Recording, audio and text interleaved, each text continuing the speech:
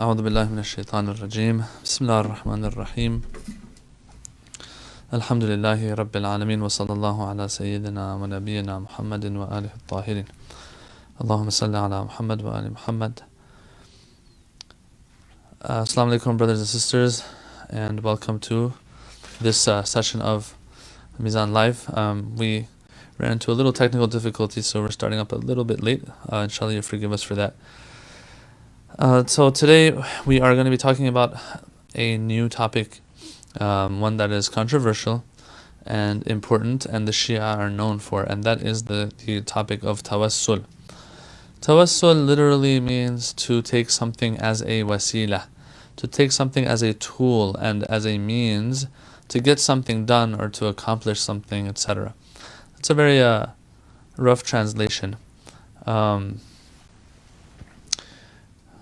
And this is something that, if not explained, it can cause many questions to arise. Why? Because people might say that, why call unto anyone other than God when it comes to things that you need, things that you want to get done, and so on. The Shia are known for calling unto and invoking other great righteous individuals, prophets, imams, and so on.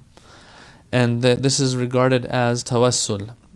And so this is something that can sometimes cause trouble for them because it's misunderstood, because there are questions that need to be answered in that regard, but they're not answered. Or sometimes the answers that are given are not allowed to reach the ears of the masses, so that they know the Shia kind of know what they're doing here. It's not that they don't know what they're doing, and instead of allowing them and giving them a voice to be able to explain what's going on, what is happening, so unfortunately in this day and age especially, is that the label of shirk is very easily being plastered on the Shia brothers and sisters sometimes in different parts of the world. Anyway, today we want to talk about that a little bit, because we have reached article number 126 of the book, where he is explaining, Ayatollah Subhani is explaining what this is all about. Now, he keeps it very concise. Once again, when I went through this part of the book, I was a little bit surprised that he didn't open it up more, but once again, this is something that if you open it up, it might take books and books and volumes of books to discuss and to see all aspects of it and see what all the challenges that others have of it, what those challenges are, so that you answer those challenges and questions. So anyway, he keeps it very simple and straightforward, and that's our topic for today.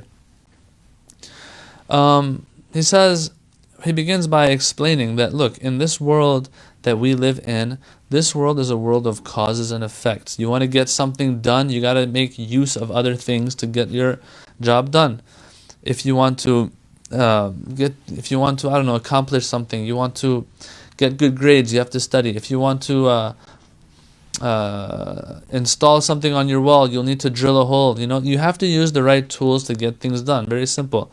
It's a world of causes and effect, all aspects of our lives. So he starts it off like this because that's where he wants to take the discussion. He wants to take the discussion in this direction of, if a Muslim, if a Shia, for example, invokes someone other than God, well, others are invoking things all their lives to get things done anyway. As a matter of fact, I might call on my friend to help me in a certain situation to get something done. These kinds of things happen. Are these labeled as problematic? Are these labeled as calling unto other than Allah? No, of course they're not. When you use a tool to get some work done, no one says you're committing shirk or you are looking to other than God to get something that you need done. When you're calling your friend to help you, no one says that's a problem. So he's taking it in this direction, that okay, same thing with when we call unto the Holy Prophet when he's in his grave, for example, and ask him for help. Now there are different layers to this discussion. I'm just giving it to you right now, an overview, but we're going to go into it. There are different layers, inshallah, that we're going to get to. So having said that, I just want to start reading and explaining as we go on, because I don't want to skip anything here. So it says, Article 126, resorting to intermediaries, Tawassul. The life of man is constructed on the basis of making use of various intermediary means, or wasa'il it's called, which is the plural of wasila, and causes of nature. So if mankind wants to get stuff done, they have to do it through these means, brothers and sisters. Each of which has its own special features. When we're thirsty, we drink water. When hungry, we eat food, fulfilling our needs by recourse to natural means on condition that such means are not regarded as independent causes in their own right. One more time, let me read it. Fulfilling our needs by recourse to natural means, on condition that such means are not regarded as independent causes in their own right, is inherent in Tawheed. This is Tawheed. There's nothing wrong with it. It doesn't go against Tawheed to take recourse to these means to get things done and to accomplish certain things, achieve certain matters. Yeah, there's nothing wrong with it. He says there's just one condition, as long as they're not regarded as independent causes in their own right. So for example, I can't, if I'm drinking water to quench my thirst, can't be like, yes, this water independently and disconnected from all other forces and authorities out there, mainly and namely God, is independently what is quenching my thirst. Okay, that's a problem. I go to the doctor, I'm sick.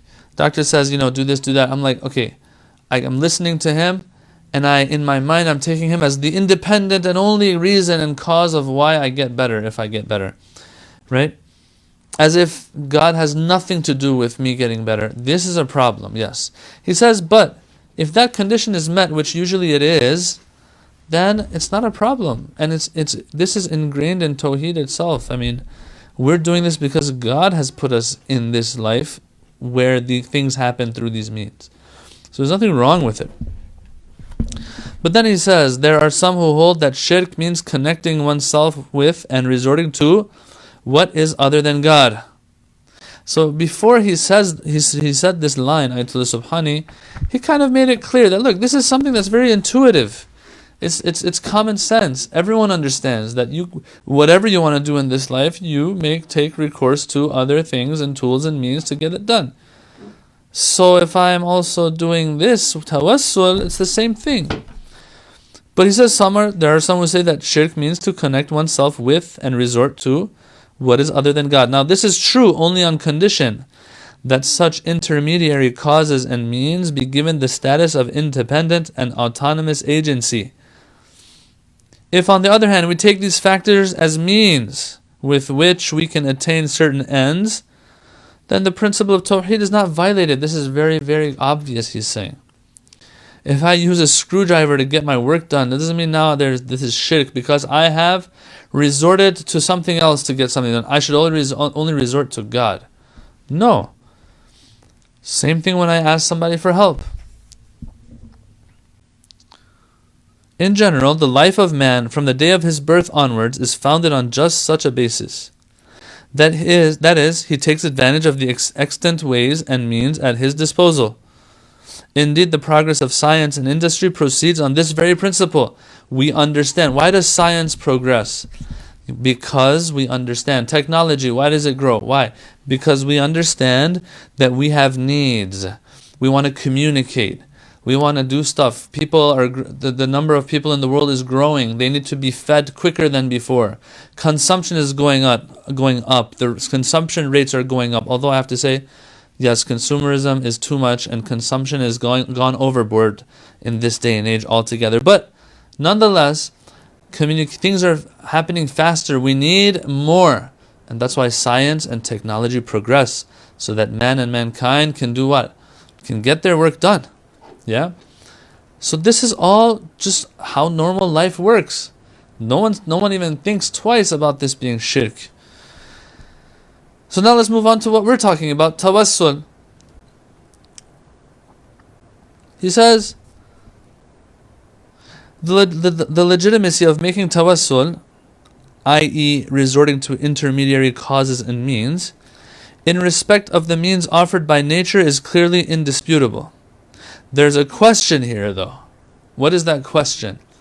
Alright, so this is where I said there's layers to this discussion. He's talking about the first layer of the discussion now.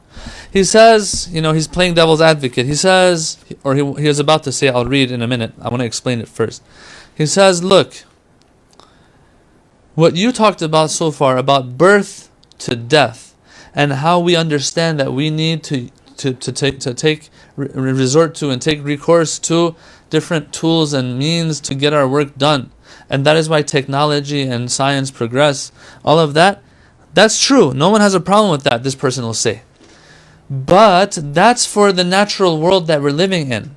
That is for the physical world.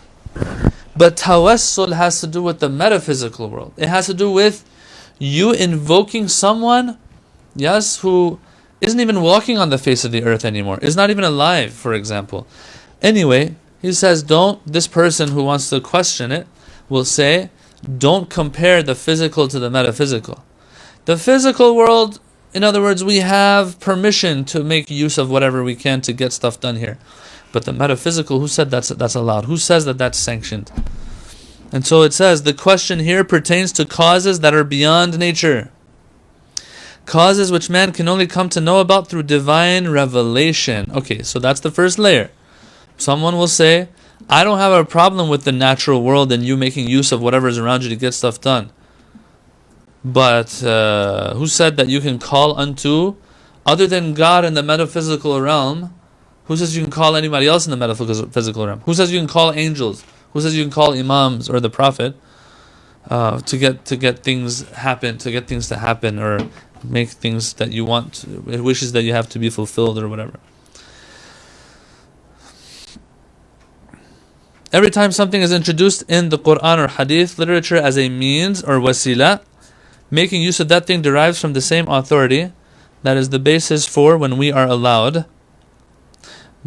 That is the basis for tawassul in respect of natural causes. Okay, this is a hard sentence. He says, look, when it comes to the metaphysical, okay, you better have dalil. You better have proof and reason that this is also a wasila. Other than God, we know God, it can be a wasila for sure. But other than God, anything else also that we want to have as a means in the metaphysical realm that we can invoke and call upon to get us closer to God, or to help us with stuff that's happening even in this dunya. He says Quran or Hadith have to reveal that to us. If Quran and Hadith don't reveal that to us, we don't have permission. How do you know that angels, if you call unto them, they can do anything for you in this life or the next? Can get you closer to Allah subhanahu wa ta'ala? No. Who says we don't know? That's what he's saying here. He's playing devil's advocate. I told subhanahu here, he's elaborating on the question so he can answer it. So I'll read that part again. Every time something is introduced in the Quran or Hadith literature as a means, making use of that thing derives from the same authority that is the basis for tawassul in respect of natural causes. If I, because the Quran or Hadith tell me, I can take a prophet, I can take an angel as a means of getting closer to God, right? Or as a means to get things done in this life for me, whenever the Quran Hadith tell me that that is possible, then I will do such.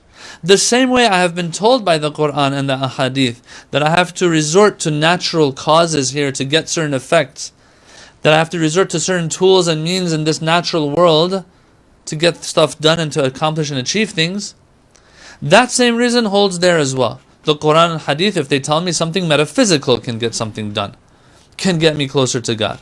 Right? So the same reason that holds here will hold there too. But the whole question is, this person will be asking, show me where. Show me where in the Quran or Hadith that we have that says you can take anyone other than God in the metaphysical realm as a means of closeness to God, as a means of things happening for you here in this life, etc., etc. That's the whole problem. They say we understand the general principle. Yes, that the Quran or Hadith, if they tell us, then we have to listen. But they say, where is it? Show us. Therefore, there are times when we're allowed, given a proper religious motivation, to seek to take advantage of factors beyond the natural realm, while bearing in mind the following 2 points, he says. So, everyone agrees, he's saying, that if these 2 conditions, so he's kind of summing up that question and that challenge that we just had. The only way we can actually call unto someone else in the metaphysical realm is if their 2 points are secured. Number 1, the factors in question that we want to take as a wasila must be clearly established either in the Quran or the Hadith literature as means that can lead to the attainment of goals in this life or the hereafter. Quran or Hadith have to have specified that, 1. And 2, the means and causes are not regarded in any fashion as having principial autonomy or independent status. Rather, we must understand that their capacity to yield results is utterly contingent upon the authority and will of God. So 2 conditions. Person who is asking this question, O person, Ayatollah Subhani is saying this, O person who is bringing forth this challenge of how dare you invoke anyone in the metaphysical realm for stuff to happen in this life or the hereafter for you. Are you saying that if 2 conditions are met, you're going to be cool with it, you're going to be okay with it? He says, yes. What are those 2 conditions? Number 1, Quran and Hadith have to have mentioned it. Number 2, if you are going to resort to that metaphysical entity and do tawassul to that metaphysical entity, you have to do it keeping in mind that that thing is not independent of Allah. No, it's in line with Allah. It's at a lower level of the vertical chain of causes and effects that Allah sits at the top of. If these 2 conditions are met, then you're good, we're good. That's what this person is going to say when he's asking this question and putting forth this challenge. Alright, so you're telling me that if we have Quranic proof for this, then we're good to go?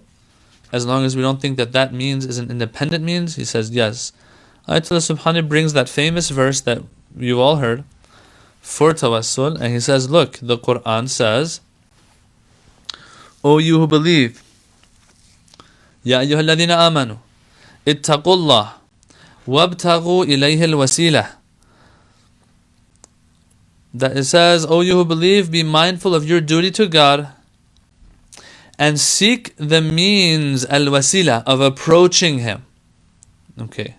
And strive in His way in order that ye may succeed, it says. Okay. So he says, look, we got a verse that there are means of getting closer to Him. Alright. Now, whatever those means want to be, we'll talk about this more later. He says it should be noted that means or wasila does not mean the same thing as drawing near, taqarrub. Rather, it refers to anything that is a source of drawing near to God, struggling in the cause of God, as mentioned in the verse quoted above, is one among many such means of drawing close to the divine. Alright, so what he's saying here is, when the verse says, go seek a means to Him, it doesn't mean go seek closeness to Him. It says go seek a means of closeness to Him. Because some people might misinterpret this verse and say that this verse is saying try to get close to God. No. It says try to get close to God through a means. Look for a means to Him. Not look for closeness to Him. Look for closeness to Him through a means. وَابْتَغُوا إِلَيْهِ الْوَسِيلَةِ. Meaning وَابْتَغُوا الْوَسِيلَةَ إِلَيْهِ. That wasila that's going to get you to Him. Oh, so there's an intermediary between me and God, a wasila that's going to get me to Him. He says that's what the verse is saying. And yes, that is the wording of the verse, but there's another layer to this discussion as well. Let's go to Article 127, see what we have. It says in the previous article, we maintain that tawassul in respect of causes of natural and supernatural provenance pertains to true tawheed. It doesn't go against tawheed, as long as we don't think of them as independent authorities, of course.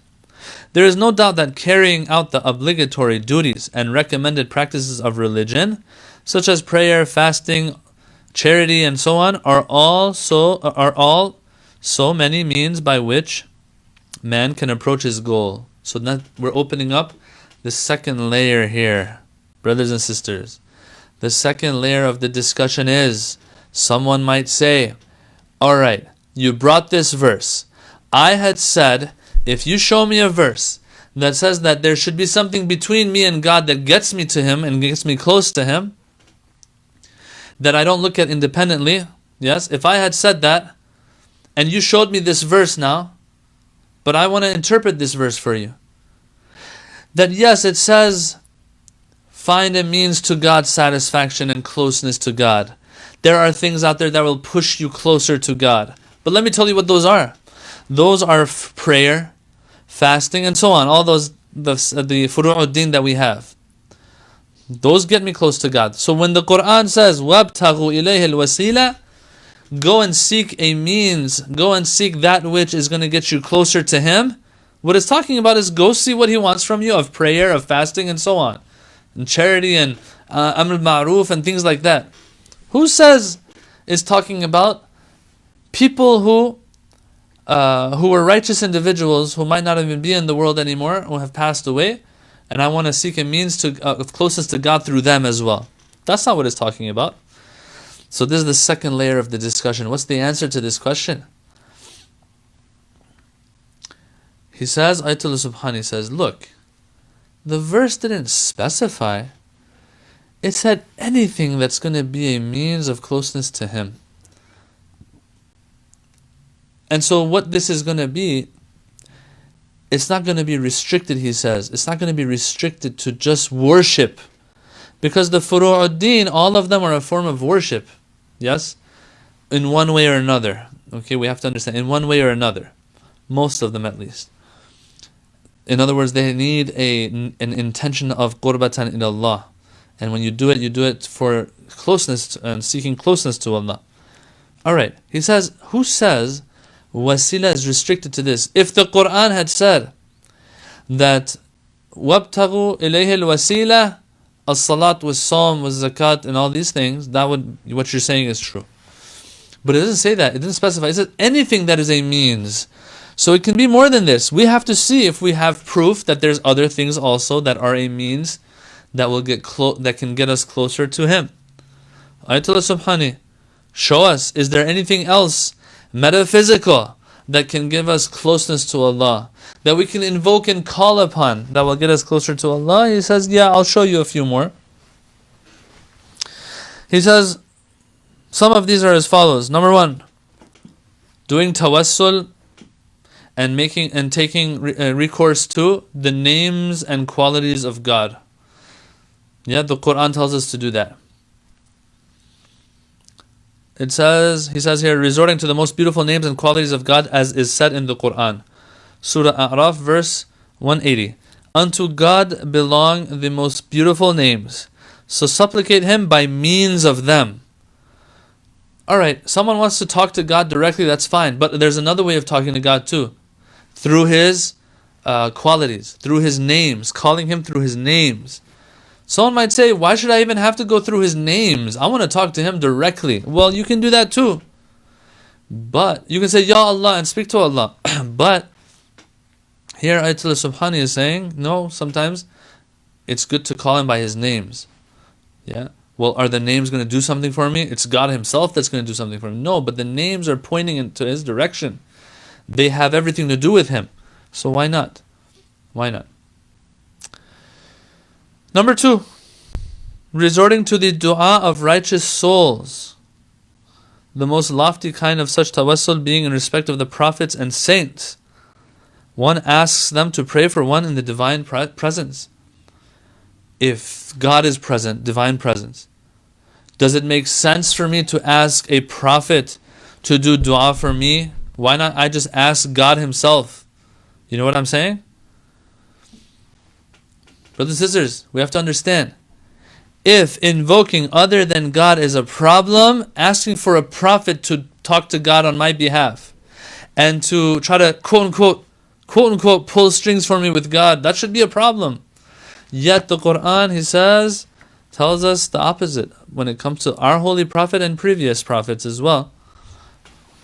Yes, so for example, Surah Nisa, verse 64, وَلَوْ أَنَّهُمْ إِذْ ظَلَمُوا أَنفُسَهُمْ جَاءُوكَ فَاسْتَغْفَرُوا اللَّهَ وَاسْتَغْفَرَ لَهُمُ الرَّسُولُ لَوَجَدُوا اللَّهَ تَوَّابًا رَحِيمًا. If only they had come to you, O Prophet, after they had wronged themselves, and then had sought forgiveness from God, and the Prophet had sought forgiveness for them, they would have verily found God relenting and merciful. Why do they have to go to the Holy Prophet? Why do they even have to approach the Prophet? If they've wronged themselves, then it should be enough. The Quran should say that all they need to do is istaghfarullah. They should ask God for forgiveness. But it doesn't say that. It says they should come to you, O Prophet, ja'uk. And then in your presence, ask Allah for forgiveness, and you also ask for forgiveness for them. And that's something that they've asked the Holy Prophet, right? They have to ask the Holy Prophet, "O Prophet, do istighfar for us." Alright, well, question is, isn't God Almighty? Isn't God the one that we're supposed to do to call upon? Isn't God the one who's going to forgive us at the end of the day? Why does someone else have to do it for us? And be the intermediary between us and God? Well, that's what it's saying here. If there was a problem with that, the Quran wouldn't mention. Or take the story of the brothers of Yusuf alayhi salam and their father Yaqub, where it says, Ya Abana, istaghfir lana dhunubana, inna kunna khati'in, qala sawfa astaghfiru lakum rabbi, innahu huwa al-ghafurur rahim. They came to their father after they had been caught, after they admitted to their mistakes. They said, "Oh Father, we threw Yusuf in the well, we got rid of him, we oppressed him. Can you ask God for forgiveness for us?" And then he also says, Yaqub alayhi salam says, "Yes, I will ask God forgiveness for you when the time is right." Question: when I go to the grave of the Holy Prophet and I ask him, "Oh Prophet of Allah, ask Allah for forgiveness for me," what difference does that make than this? Now we'll talk about it. There is a little difference, and some people point that out. That's the third layer of the discussion we'll get to. Another verse. It says, when it's talking about our Holy Prophet again, sallallahu alayhi wa alihi, وَإِذَا قِيلَ لَهُمْ تَعَالَوْا يَسْتَغْفِرْ لَكُمْ رَسُولُ اللَّهِ لَوَّوْا رُؤُوسَهُمْ رَأَيْتَهُمْ يَصُدُّونَ وَهُمْ مُسْتَكْبِرُونَ. Munafiqun, Surah Munafiqun, verse 5. That when it is said unto them, "Come, the messenger of God will seek forgiveness for you," they avert their faces, and thou seest them turning away disdainful. Alright, it's telling them to come and have the Prophet do something for them. The Prophet can cause some closeness because they've distanced themselves because of their sins. And who can bring them closer to God? Who can be the means of bringing them closer to God? The Prophet himself being the intermediary. This is Tawassul, brothers and sisters. So Ayatollah Subhani is driving a point here home. He's driving a point home here that, look, it's okay here. The Quran is talking about it. So what's wrong when we do this? And that is when this third layer of the discussion comes. That they say, some people will say, look, what you're saying is right. And we understand that, we agree to that. But what we have a problem with is that this has to do with the death of the Holy Prophet. What you're doing, is after the death of the Holy Prophet. While these verses are talking about when the Prophet was alive. So don't compare these two to each other. As long as the Prophet is alive, you can go and have him as your wasila to Allah. Your wasila to the closest of Allah, as the intermediary between you and God. But when he passes away, it's all over. Right? There's no point as if to speak to him anymore. Alright. This is the biggest challenge right here, brothers and sisters. The other two layers of the discussion weren't too hard. Then this is where the problem arises. And so he says, Ayatollah Subhani, he says, to answer this, we have to cover 2 points. Number one is that if the Holy Prophet, when he dies, calling him does no good anymore, at least let's not call it shirk. Where'd you get that from? Just say it's pointless to call the Prophet. That's better than actually pointing the finger of shirk to people and calling them that. Yes? Where'd you get that from? There's no reason for that. Even if we suppose, so I'm reading off the book now, even if we suppose that the necessary condition for tawassul in respect of a prophet or saint be that the person in question be alive, requesting prayers from them after their death will then only be an inoperative or ineffectual act. It's in vain, it's pointless, in other words. Not a source of shirk. Just because it's not a positive thing and it's not working doesn't mean it's a negative thing now. It's neutral, it's pointless, it's nothing. This point is for the most part forgotten, Ayatollah Subhani says. He says, this thing that I just said, it's important, but lots of people don't pay attention to this. This point is for the most part forgotten in such discussions. It's neglected. And the question of whether a person be alive or dead comes to be regarded as a boundary separating Tawheed from Shirk, he says. This is wonderful what he's saying right now. I'm really appreciating it. I love it. He's right. Just because something is not going to work doesn't mean now it's working against you. Death and life is not the boundary between Tawheed and Shirk, in other words. If we were to accept the condition that the personality resorted to by others for prayers be alive, the question of whether the person be alive or not becomes the criterion only of the effectiveness of tawassul, not a means of determining whether the act expresses tawheed or shirk. So I think he's repeating himself a little here. It's clear what he says. That's wonderful. All right, that's the first point. The second point that he makes is that for tawassul to be effective, there are two conditions. Number one, the one that we are doing tawassul to, we're invoking, has to have intellect, has to have knowledge, has to have understanding, has to have power. That's number one. And number two, there has to be a connection between those who are doing tawassul to him and to that person that they are doing tawassul to. Right? He says when we invoke the prophets or saints and imams and all of that, both of these conditions are met. Right? And so what's the problem here? Let me read. In regards to making such requests from prophets and saints who have passed away, both of these conditions are fulfilled as can be clearly seen in light of both intellectual and traditional evidence. The reality of life in the realm of the barzakh is well attested both in the Quran and the Hadith literature. As we saw in articles 105 and 106. We covered this before, brothers and sisters. Alright, so who says they're dead? First of all, we don't even agree with this idea that life and death is that line by which we separate Tawheed and Shirk from. Okay? But let's just assume that was true.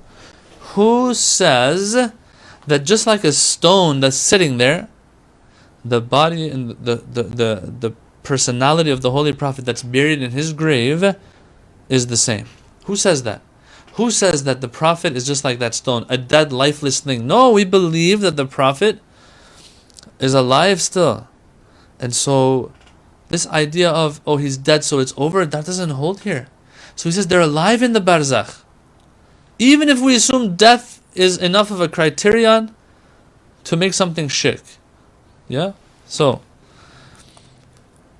since according to clear Quranic evidence, those martyred in the path of God are alive, it is obvious that the prophets and the saints, many of whom were also martyrs, and even if they weren't martyrs, they're much higher than the martyrs, partake of an even greater degree of life. So they're still alive. So if I'm calling on someone, if I'm invoking a prophet or an imam, am I invoking a dead person? No. Fix up your wording. You're invoking a live person. You just can't comprehend the liveliness of that person, the life of that person, right? Because they're in the barzakh now. As regards the relationship between us and the saints and the prophets, there are many factors from which its reality can be adduced, amongst which we shall mention below the following. So someone might say, well, okay, they're alive, fine, but who says you have a connection to them? He brings us 5 or 6 hadiths and stories here about how, yes, the connection can be made with the prophets or the imams. In other words, no one should say that, okay, they're alive, but they're somewhere where they can't hear us anymore. A connection can't be made with them. Yeah, that was the second condition, right? You have to be able to make a connection with them, at least be connected to them, to invoke them. You should be able to quote unquote dial their number, Well, he says, I will show you that is the case. Okay, let's see what you got for us. Ayatul Subhani.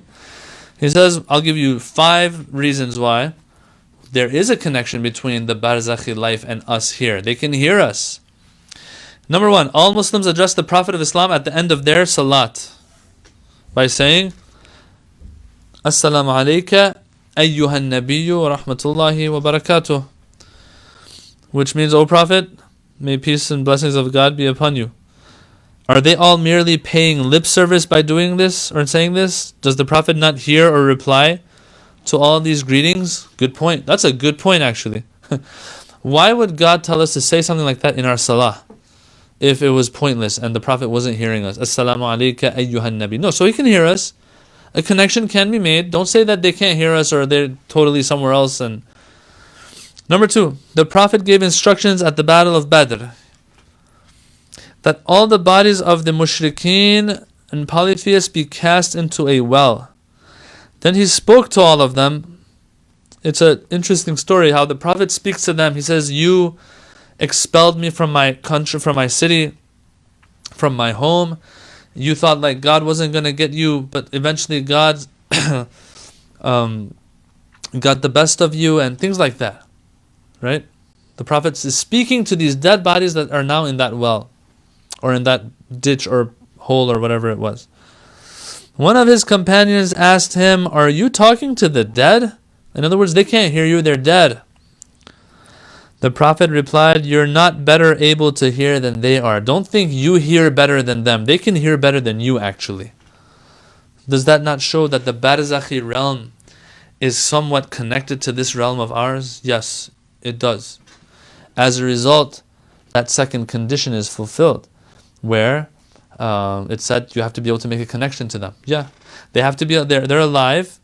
They can hear us. They can have intellect. They have power to do things, and we can make a connection with them because of these stories. Number 3, the Prophet frequently would visit the Baqi' graveyard and address the souls of those buried there, saying, peace be with the people of the homes of the believing men and the believing women. In another narration, he is reported to have said, peace be with you, abode of believing folk. Alright, so he's speaking to these people. If they weren't hearing him, he shouldn't speak in first person. He should speak in third person. He should say, peace be upon those who have died. He says, peace be upon you, the ones who are dwelling in this land of the barzakh and in the graves. Number 4, it is narrated in Bukhari's Sahih. So Ayatollah Subhani here is referring to Sahih Bukhari. Of course, the Shia don't find that as a reliable hadith source, just like how our brothers of Sunni school, they don't believe in Usul al-Kafi the way we do. So it's both ways. Anyway, Ayatollah Subhani here, he refers to Sahih Bukhari even to show that, look, it's even in those sources, things that we can use. It says that on the day that the Prophet died, Abu Bakr went to the house of Aisha.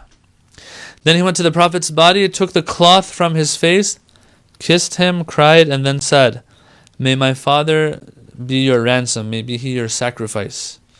O Prophet of God, God has not decreed 2 deaths for you. The one that was decreed for you has come to pass. And so he's speaking to the Holy Prophet. The thing is, if, according to the Sunni school of thought, we can get the deen also from the Sahaba, like Abu Bakr, here he's speaking to the Holy Prophet. So it shows that the Holy Prophet can hear him. In other words, a connection can be made with him. Yes, communication in this, a one-way communication can take place.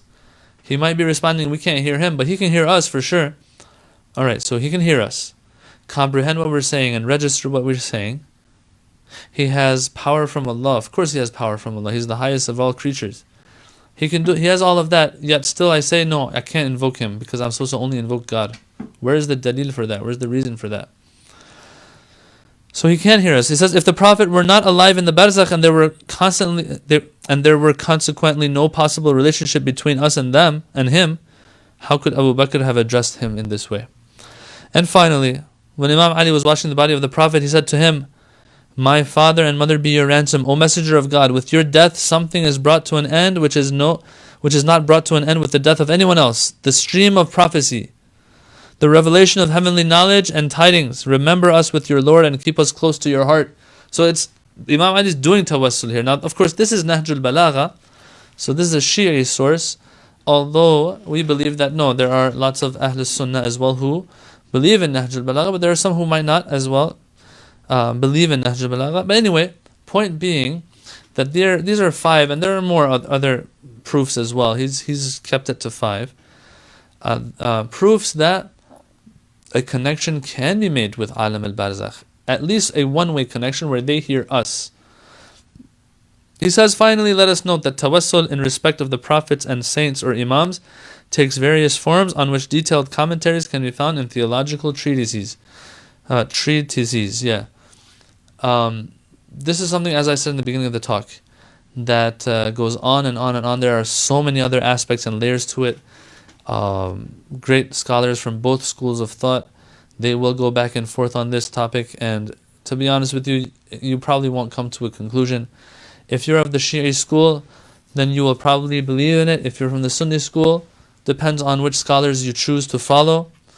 But at the end of the day, what matters is to understand that, okay, it's not just a blind invocation of dead people who can't hear or do anything for us. No, there's a lot more to it.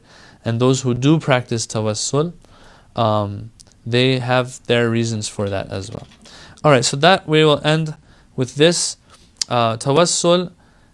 For our next session, he's going to go into another topic, which is a complicated one. I feel it's a simple one, but it is complicated when it's brought into words and theological discussion revolves around it, and that is the concept of bada. One of my friends actually just recently sent me a new book which has to do with bada. It's like a book that's written on it, so he wants to cover it in one article.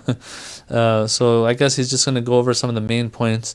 Bada is also one of those things that the Shia have. We have our explanation of it, and others might have another explanation of it. Inshallah, we'll continue this discussion next week. I thank all of you for joining us and staying with us till the end. MashaAllah, I've noticed that those who joined have all been with us till the end. Inshallah, till next week, keep us in your du'as. Wassalamu alaikum wa rahmatullahi wa barakatuh.